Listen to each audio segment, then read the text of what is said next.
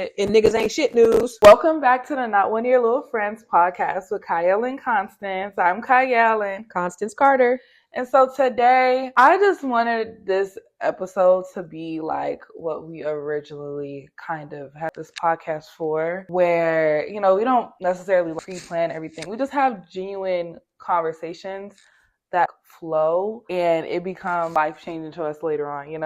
To me, it was the pressure of, oh, what are we going to talk about today? What's this topic for this and that? I just feel like it kind of took the authenticity out of it a little bit. And so I kind of found myself a little bit procrastinating and pulling back because it was just that pressure that I felt. You're overthinking it? Yeah. Okay. So I just wanted this episode go with the flow because I have no idea what it is that we about to talk about. In a reasonable time frame, though. We're not going to be talking about nothing. It's like the first thing that I wanted to talk about is just, I stood up for myself, right? Just recently. Okay. And I feel bad. And I don't know why I feel bad about it. Like, I guess it's just that empath in me. But because I always want to make other people happy. But the scenario is this guy has a whole girlfriend and he was trying to flirt with me. Me and him actually ended up being very flirtatious with one another. I thought it was a possibility that we would start dating. But the whole time he has a whole girlfriend and he was kind of secretive about it. And niggas ain't shit news. And so I saw him at the party I was at yesterday and he had the nerve to still be flirtatious stuff with me. Meanwhile, his girlfriend be coming out with him sometimes to the parties. It would just be so I texted him. I put my foot down and I was basically just you think I'm stupid and I'm not one of those people that you can play with. And I know everything. And it's why don't try to deflect? Because he tried to deflect about it and basically try to really not take responsibility. Because I was I know you live with your girlfriend. Oh, damn. They even live together. Right. I know you live with your girlfriend. He was I don't live with her. I live alone. And I'm all right, invite me to your house. Right. So I was just don't try to flirt with me and try to do things with me when you're basically married. He was with this girl for 2 years. And I found all of this out. Power of social media. I found all this out on social media. Anyway, but I don't know why. I don't feel too bad. Yeah, why do you feel bad at all? Because I don't like making people feel a certain way. But he doesn't care. Exactly. And here's the thing. So men, especially the ones who are occupied, if you can't go to their house, if you can't talk to them at certain times, and all of that, you already know what it is. So if it's like that, if I live alone, invite me to your house, homie. It's on some friendship stuff. Right. All right, bet. Let me see your house. Because if you single, because single guys all the time. I get invited to a single man's house all the time. I don't take them up on the offer, but when they're truly single, they don't have a problem in inviting you to their house. And I noticed how his demeanor and stuff gets when she's at the events and stuff like that. Yeah, just leave him alone. Believe me, we weren't ever talking so at all. You feel bad he was just the type of person I just see in passing because I never really give him the time of day for real. Oh, okay. So I see him in passing. What you feel bad for? Like I said, it's just I don't know. I just don't make people feel the same way. That's just how I always been. So if he played with your mind and your emotions, say you got caught up and you started liking him, he ain't feeling bad about playing with you. Exactly. So don't feel bad about letting him know that you know what's up and then keep it moving. Don't waste your time and energy on a Negro who's unavailable. I always say that how you gonna get a brand new car when you got an old car sitting up in the driveway? So these dudes, they're distractions for the person that you are open to receive. And as long as you keep playing with the ones who ain't going nowhere, then you're not gonna get what it is that you really want. Don't waste your time. Yeah. The thing is, I wasn't even really wasting my time with him. I wasn't really, like I said, I only see him in passing or if I'm at events or whatever, but we don't text every day. We don't really. Okay, so why are we wasting energy on him? I was just saying, that was just something that just popped up and I was just and then I actually am proud of myself though, because I've been doing that a lot lately, standing up for myself. Stand on business and keep it moving. Girl, you are too gorgeous to be settling for a dude who is unsure about you or who's going to be playing games with you or who's going to be playing mind games. It's so unfortunate that people just can't be serious. It's not, men don't have to be dogs and men aren't really trained to be just good men and just faithful and good to people. And so it's unfortunate because we train girls to be, young ladies. You gotta right. I always taught you to hold yourself in a high standard. If you want to attract a good person, you gotta be a good person. And there's always stigma behind girls who are fast or like, can't dress like this, do this. There's always some type of limitation. But we don't do that with men. Yeah. We don't put that. I mean, well, I try to raise my boys to be gentlemen, and with morals and stuff like that. And it's funny because when they went to college, my oldest was like, he got by a couple of young girls, and he's like, "Mom, they're not like you." And I'm like, "What do you mean?" And he was like, "Mom, they don't deserve to be treated like women, like gentlemen. They don't deserve me to be a gentleman." I said, they absolutely do. Don't take yourself out of character. You don't change who you are. Be kind, but don't be dumb. Right. You know what I'm saying? Mm-hmm. You could be nice to people. You ain't got to treat them like, bitches and hoes and all that stuff. You can still be cool. You can still have integrity. You just don't give them your energy. Mm-hmm. And there's a balance between that. And they're of the opinion, where they were of the opinion that they're none of these girls are good. I'm like, you got a sister. You see proof that that there are girls of a good standard, that are good quality girls out there. You just got to keep weeding through. So I think mothers and fathers have to do better with how they're raising their young men and young women. Because did you see that video of that girl talking about, she was at Great America, she's in the Bay Area, and she was at the amusement park, and her sons is never dating no black girls because the black girls was out there being fast, and they was cussing people out, and they was fighting, and they was all this stuff. And she said she ain't never letting her son date no black girl, and they came down on her. Yeah. They was going in on her. And she's black. Yeah. I see that all the time out there. That's why I'm like, yeah, that's some base shit. Another thing, like I see that type of stuff in the black community just out like that. It's unfortunate because you have rough boys and girls, and so to stigmatize all young girls or all young boys as being a certain way, it's not fair. That's just their upbringing. That's their upbringing. Yeah. Absolutely. It doesn't mean you're gonna paint all. So my daughter is in that category because she's black. That doesn't make no sense. Right. But also it goes back to parents having to gotta raise our kids right. Mm-hmm. I would be mortified if my kids was out there acting up. One thing I could say. One thing I could say about y'all definitely put the fear of the Lord in me. And your brothers. That's one thing. I don't know if they as scared as I was. My kids are the most. She had me literally watch Beyond Scared Straight. It was like, don't you ever. Or you used to have me watch them Illuminati videos. Man, scared me straight. Make sure you didn't get caught up. No, but that definitely. Anyway, go ahead. I was just saying, my kids are the most awesome and amazing and trifling laziest kids in the world. Okay. But one thing I always say about them, they're perfect for me in my eyes, but they have their flaws. But one thing I could always say about my kids got your flaws too, big head. One thing I can really say, and I've always told you guys all this, is they are such a great representation. From the time that they were small, people would say, "I saw your son, I saw your daughter, and you got some good kids." They never embarrassed me out in the streets. I never had to worry about my kids wilding out. I've never had that. And the moment, when Kyron did, when he was wilding, snatched him up and brought him out here. But he had a short period of time where he kind of wilded out a little bit. Right.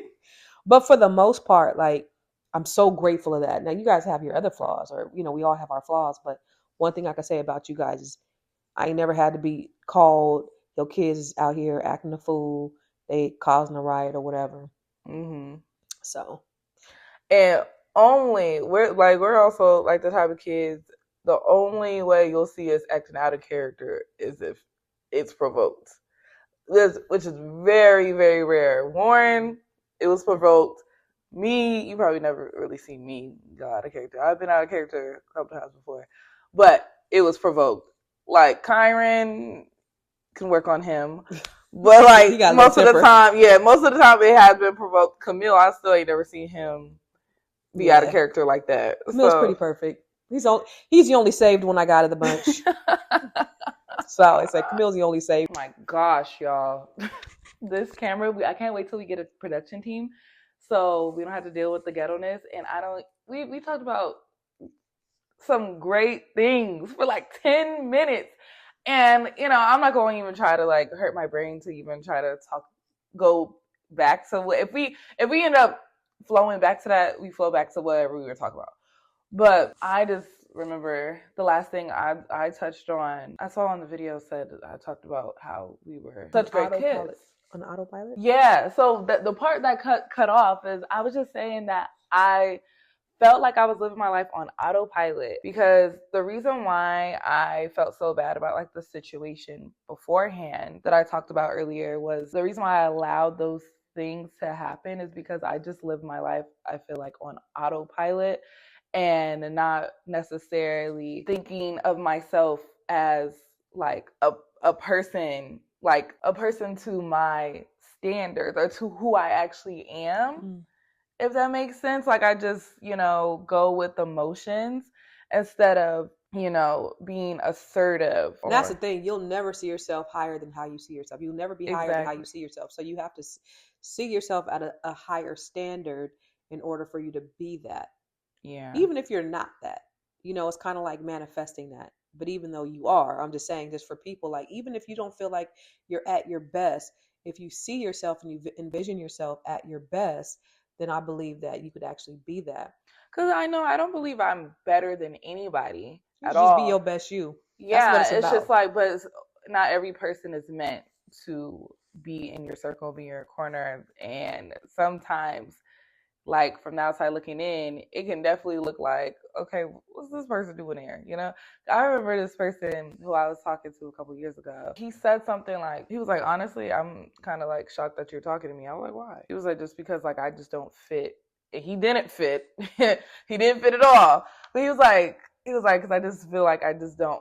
You have more, I guess, for lack of better words, basically, like, he was basically like, I have like a lot going for myself, and he don't understand why I would even entertain him, basically.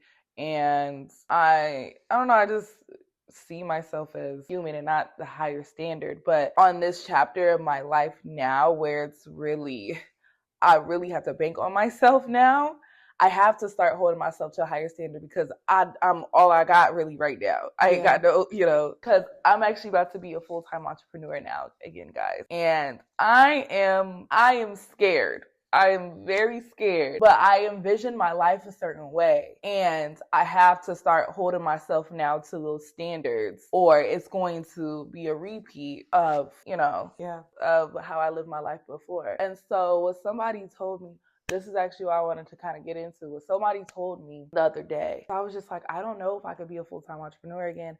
I know I want to, but I feel like every time I do it, I fail. And he was like, I've failed businesses before too. It's just not for you. Like, what you failed, it don't mean like you need to take it as a lesson. Right. And my issue, I don't take things as lessons. I just take things as, dang, you take it as a loss. Yeah. And not a lesson. Uh-huh. Yeah, every failure that I've had, like, I filed bankruptcy, I've foreclosed, I've been through a lot. I've got fired from jobs. I have just been through a lot, but I've learned so much. Now, like, when I think about the things that I do, and I think about the jobs, the menial job that I had that I hated, but it's like, oh, this is why God had me here, because I learned this lesson, and this is the reason why I have so much patience, is because I did this type of job. So I bring, even when I was working at like HP, and HP was very employee centric, and they celebrated diversity, and they're all about, the HP way was all about the employees. And so that's how I ran my company. I looked at what I love the best about every company that I worked for, and then I implemented those things into the company that I had. So I was very, employee centric. I celebrated diversity. I wanted people to win. I knew how to lead and not just boss. Mm-hmm. And so even though eventually I got fired from HP and had, just other jobs, the lessons that I learned by working at those jobs have been astounding. So just think about those failures as lessons and not losses. For sure. Because I take everything to heart, and that'd be my issue. And it's like you can't, you gotta thug. You gotta be a thug. If you want to be successful. And I'm learning that. I know that. You gotta be a savage. You gotta be a thug. You can't let nothing bother you. I remember there's just been so many things, just me not being the most in shape, me not having the best car, me not having the best clothes, especially when I first started. But I had this hunger inside of me, like I had you. So I had to make sure that you had diapers and daycare. I had a house that we had just bought. I had to make sure that the mortgage was paid. So my hustle was outside of my body and my limitations. I couldn't even look at my limitations because it's do or die. And that's how you have to look at it. You can't be, there was one time you came, remember that time you came in my room? No, I don't even want to mention no.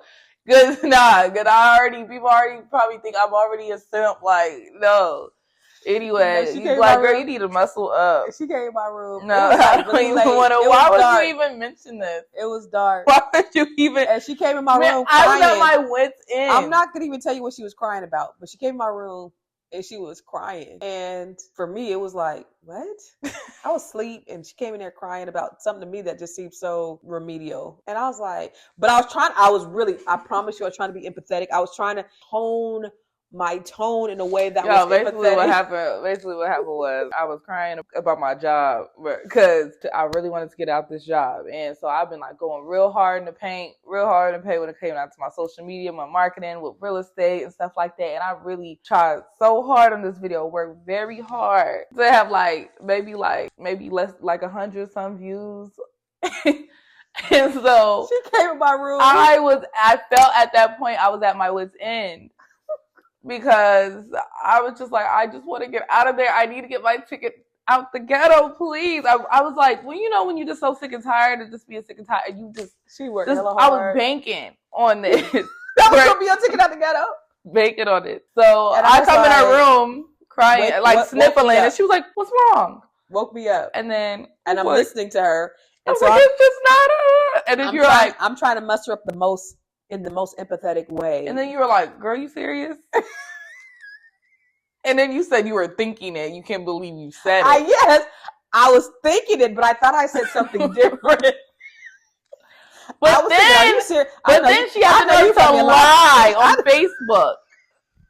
Then she had the nerve to lie on Facebook. Let me tell you, ChatGPT. So what I did is I put the scenario with ChatGPT. And it became a lesson for the day on Facebook. And I just copied and pasted. I didn't even know what I said. I would honestly. She had the nerve to lie on Facebook. ChatGPT. She was like, so my daughter came in my room crying. And, I didn't judge. I didn't say anything. I just listened. I just listened to what she had to say. I did not realize. And I'm like, are you serious right now? I didn't realize what I said until you called me. It was like, why are you lying on Facebook? I was like, what are you talking about? And then I actually read the post.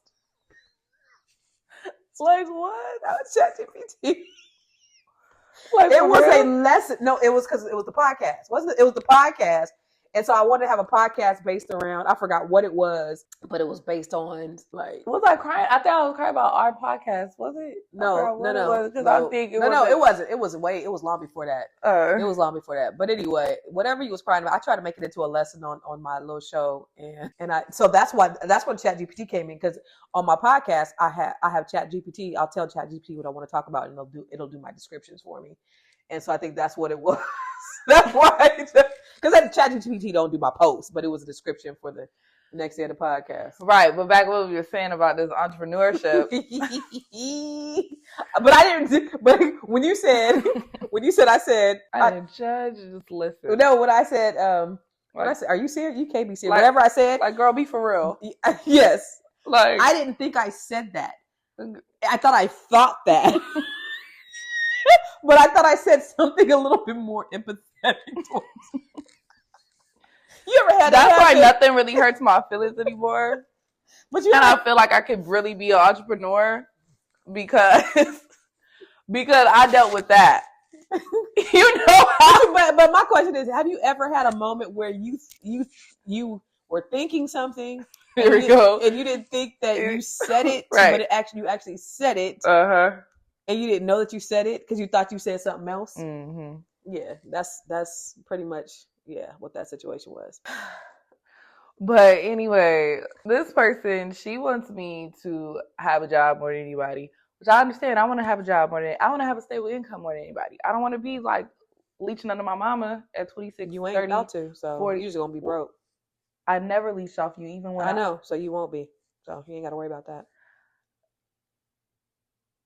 Anyway, so Who needs bullies when you got your mom? Basically. Anyway, but back to like entrepreneurship. Where I said, oh, you would want me to have a job more than anybody. Trust me, I want to have a job more than anybody. I want stable income, consistent income more than anybody. But one thing I do admire about you is that you always remind me of my worth. And so I was actually really shocked when you were like, if they're not, basically if they're not giving you the value that you need, because you add a lot of value to their company, and they're not willing to negotiate and move forward with whatever you're asking them, then put in your 2 weeks, because you could do better. And at first she was like, either start applying for other jobs, and I was like, Mom, I don't want to go the whole entrepreneurship route. And I was actually expecting a little bit more pushback, but she was like, okay. And I'm like, what? You're like, yeah, okay. You just gotta have to be broke for a little bit, but and it's possible. You're going to have to plan it out. You're going to have to plan out whatever it is that you're going to do. You got to plan it out, and you got to stick to the plan. Like, you got to be so disciplined and so strategic, and just like be on it every single day. Like, have your whole 8 hours mapped out to your business every single day. Mm-hmm. So if it's getting up at 8, not getting up at 11, not getting up at 12 and working from 12 to 8 o'clock at night. No, getting up first thing in the morning, getting up, and then having your schedule. So from 8 to 9, I'm going to do this. I'm going to get in the shower. From 9 to 10, I'm going to do this. From 10 to 11, whatever that is, every single day, you got to be so disciplined, because once the stuff starts rolling, you can't be flying by the seat of your pants trying to make this happen, make that happen. You got to be so intentional about that business that you are setting up your infrastructure right now while the business is slow. So when it comes, you're able to support it. That's what you have to do. But you can't be, oh, I'm going to start work. I'm going to do 8 hours, but I'm going to start at 12. No, you got to get up, and just like you go into a 9 to 5. I'm grateful that I did have these 10 months at this job. I feel like the difference between me quitting the last job and then this job was that I didn't build enough skills. Also, when I got my last job too, I was living by myself for a majority of the time too. So I was already with that flow. And I don't think I built enough of like the discipline and on the day-to-day, like actual being an adult as I have been now. Like, I've been actually handling a lot more responsibilities. I've been in people's face a lot more. That other job, all I did was clock in the computer and then just did your data entry. Yeah, data entry all day, every day. With customers, you're not dealing with yeah, like I actually was like in the field. Yeah, this job, and I was actually like had to build discipline, wake up every day, be there at a certain time, meet different deadlines and time frames and stuff like that. So it built structure in me. So now, like, even on the weekends, like I can barely even like wake up at 10 o'clock. Like, I do wake up earlier, and I do be wanting more for myself. And I already do have a consistent thing every morning where I read a chapter of the Bible and stuff like that. Like, I feel like now I'm actually an adult. I was early 20s when that job, I was just, I don't know, I feel like I definitely, because I needed to go through that phase with that other job, that first phase of entrepreneurship for me to really build that grit and know that I never want to do that again, And so the difference between that and this job, though, I mean, that, not the job, but the venture that I was on, like with the hair business and this, the mission was a little bit more different. Right. I was talking to somebody the other day, the same person who I was talking about how, like, I feel like I failed with the other job.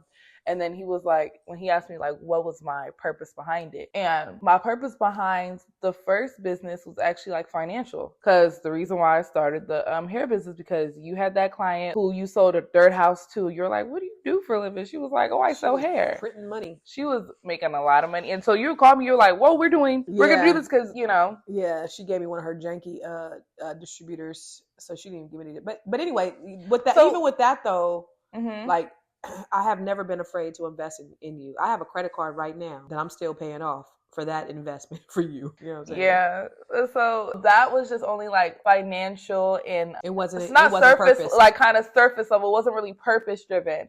With real estate, I actually have a purpose behind it. I have my own little niche that I have. Like, I want to be able to help people, young people or people who have never invested before, like invest and leverage. And this is like a very like life-changing industry that you can help people with, Absolutely. And I feel like I'll be able to help a lot more. And even the feedback on social media, I'm doing the same exact thing that I've done with my hair business on social media, being consistent, posting reels, I got a lot more like views and publicity and traction from real estate too. Yeah. So I'm definitely a little scared, of course, but I feel like I'll be able to do it. Yeah. Because I don't think that you have any doubts or anything for me, because I could tell by how our conversation was, how you were like, didn't really backtrack or were like, whoa, you know what you're doing. So that actually puts a little bit more, because I feel like you could see it in me as well.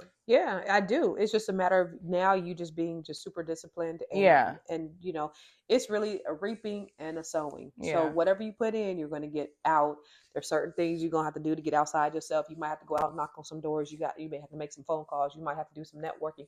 Whatever that is, that's what you have to be willing to do in order to be successful. I've done all of those things enough to know what I like and what I don't like. Knocked on doors. No, I don't like it, but I did it anyway. I cold called. Hate that shit. Did it anyway. So I did those things to know that this is not what I really like to do. And so you just got to be willing to do the uncomfortable things. The uncomfortable things are what's going to give you the growth that you need. Most people are not willing to get uncomfortable. And that's the reason why they're not successful. I grind. You know, there was a time when I was 20, when I was 18, and I had an interview at HP. I've always just been like, I always had this inner grind in me. I was 18 years old. I had an interview at HP. And I'm driving down 280 and my tire pops, right? So my dad, greatest dad in the world, he had already showed me how to change a tire. He had showed me how to change the oil in my car. I had this little raggedy Datsun B310, 1980 Datsun B310. It was ashy and it was ugly. You was a dinosaur. Yes. And this was like 1995. So I'm driving down 280, coming from San Jose to Palo Alto, and my tire pops and I had to pull over on the middle divide. And I got out. I have a gray pinstripe suit on. I have on some stockings. And I get on my hands and knees and I change that tire. All right. So I put the little donut on, put it in the tire in the back of the truck. And I get there and I always leave early. I'm really stickler for time. I'm trying to be respectful of people's time. But when it's something that's important to me, I make sure that I get there early because you just never know what's going to happen with traffic or whatever. So, and then I like to just woosah, pray, center. I've always been that way. So anyway, I still get there on time, maybe 5 minutes early. I don't get there the 30 minutes that I had planned to, but I get there. I'm mustier than shit. I got oil on my hands. I got a rip in my stockings. And I get there and I was like, hey, and I'm musty. They smelled the must. Okay. Because I had been sweating and I ended up getting a job. But I've always had this like resilience in me to say, I'm not going to give up. And I remember when I went home and my sister was like, "Hey, I would have just turned." She would have went home. Yeah, she sure would have. But she's not uncommon. Most people would have went home. Most people would have. Back then we didn't have cell phones, so we had call boxes. So there was these phones on the side of the road. Yeah, and we would go on the call box. Most people would have got on that call box and been like, "Hey, my tire got a flat." I had a legitimate excuse. I'd be like, "I gotta protect my peace." Yeah, see, you see, but that's the problem. Yeah, so you got to change that mindset. I know. So for me, like that right there, that's the standard. That's the baseline of how I live. Like I was out in the cold. I was out late. I've done the hot. Like I've been uncomfortable. But that's the reason why I've had the amount of success that I've had. My motto was nobody works harder than Constance Carter. I worked my ass off. That's the reason why I had the amount of success that I did. In this chapter of my life, I do not want to work as hard. I want to work smarter. And with technology and everything, you can work smarter. You don't have to work as hard, but you got to use your brain. Mm-hmm. But that's what you got to have as an entrepreneur. If you're going to be that where I got to protect my peace or I'm gonna turn around and go home, then you might as well get a job because you got to have that grit in you. That's and you get rejected. I would call people, they would clown the shit out of me and hang up in my face. I would go knock on doors and they would slam their doors in my face. And you got to be okay with that. And that shit hurts. Mm-hmm. It hurts. It's embarrassing. It bruises your ego. However, like if you want it bad enough, okay, there's somebody that's going to say yes. Somebody's going to say yes. NO is next opportunity. That's all it is. You got to just have that hustle that somebody going to say yes. It may not be this person, but it's going to be the next person. So I'm going to keep asking. I'm going to keep knocking. I'm going to keep calling. Yeah. No, I was joking a little bit. A little bit. No, there is truth. But that goes to that saying though that Hard times create strong men. Men create good times create weak men create hard times. So I grew up where I grew up, hard times, but it wasn't no good times, hard times. It was just like, you wasn't eating in the child line. I wasn't eating in the child line, but we didn't have no food in the refrigerator, and we had a bunch of motherfuckers living in the house with us. Tortillas. Yeah, we ate. I used to fry tortillas. Like, we didn't have no food in the fridge. Right. We didn't have no food in the pantry. But, and like, it was like, hey, you know, first one get it. You know, every man for themselves. That's how I was raised. So how does this overall conversation make you feel? And I can go first. You could go first. How this overall conversation made us feel. You go first.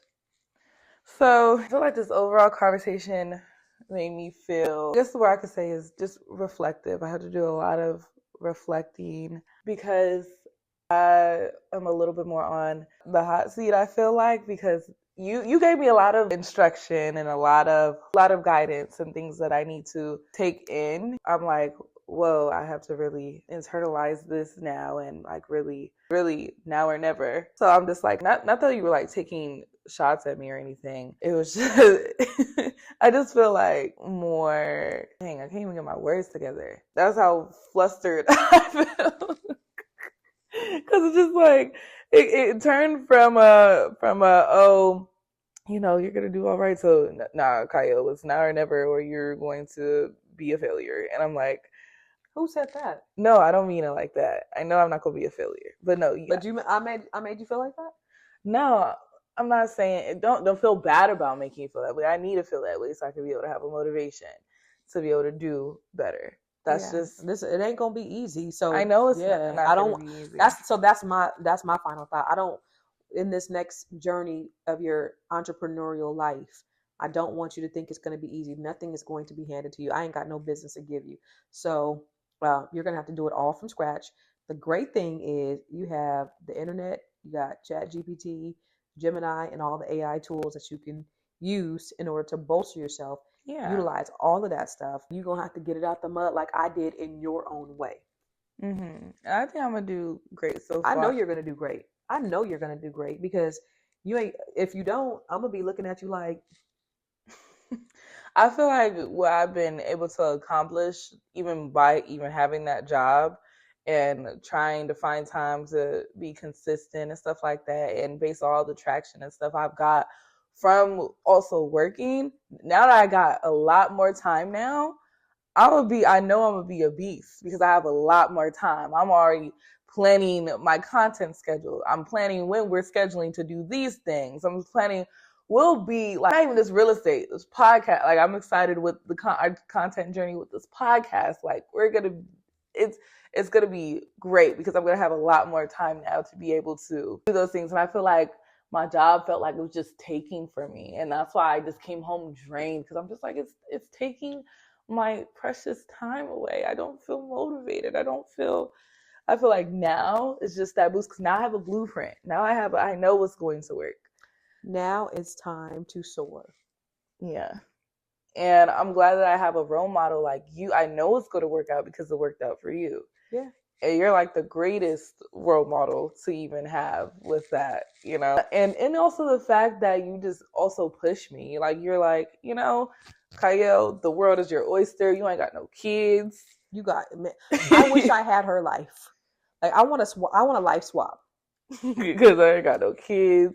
You live with me. Yeah, you have she got money coming. She got a rental place. She has a place that she owns. It's her rental property. So she got money coming from there. You're set up. I set you up. You're a mile ahead of the game. So you just have to take this opportunity and seize it, which I know you will. Yeah. I want to build legacy as well. So we will with this, with real estate and our business, and just taking it to the next level. Catalyst 2.0. Yeah, well, that's all, folks, for the Not One of Your Little Friends podcast with Kyle and Constance. We will see you next week. We need to film.